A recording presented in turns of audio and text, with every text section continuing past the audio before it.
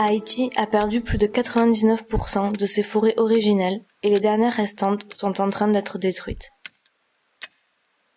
Une partie du bois est utilisée dans la construction, mais la principale raison de la déforestation reste l'utilisation du bois comme combustible.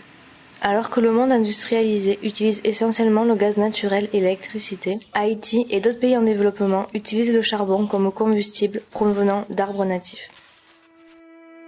Pour faire du charbon, le bois est brûlé et recouvert d'une couche de terre sèche afin de ralentir la combustion.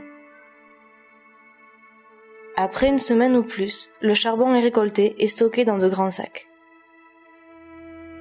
Cela est réalisé dans les zones rurales, puis le charbon est transporté vers les villes. Des milliers de sacs de charbon sont vendus sur les marchés de Port-au-Prince.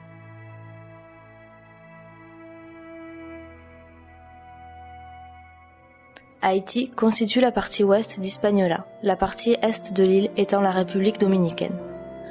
L'une des dernières forêts originelles d'Haïti est située dans le parc national de la Visite, juste au sud de la capitale Port-au-Prince. Les arbres feuillus n'existent pratiquement plus sur les pentes les plus abruptes, tandis que quelques pins peuvent être vus sur le plateau. Ici, comme partout en Haïti, l'abattage des arbres et la fabrication de charbon se poursuivent, comme en témoigne la fumée sur les images satellites.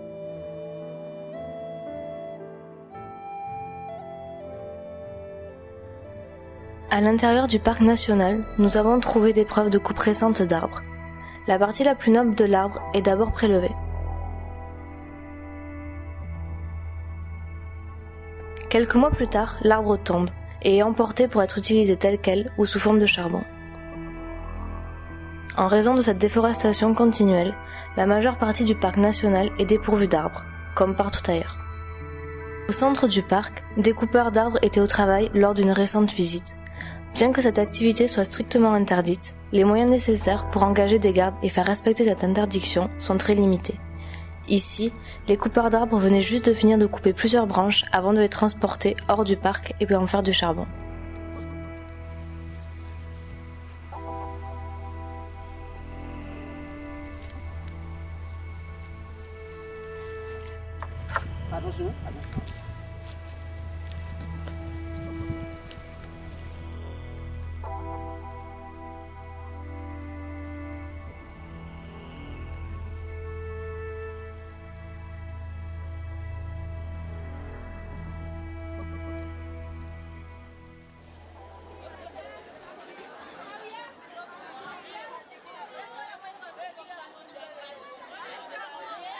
De retour dans la capitale de Port-au-Prince, le charbon est vendu dans de grands paniers sur un marché très fréquenté. Des sacs de charbon sont empilés dans des bâtiments à proximité, ce qui suggère un stock inépuisable. Pourtant, Haïti sera bientôt à court de la source du charbon, ses forêts, et il n'y a pas d'autre source alternative de carburant.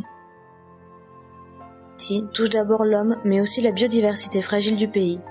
De nombreuses espèces de grenouilles, d'oiseaux ainsi que d'autres organismes n'existent pas dans le pays voisin, la République dominicaine, et presque toutes sont menacées d'extinction.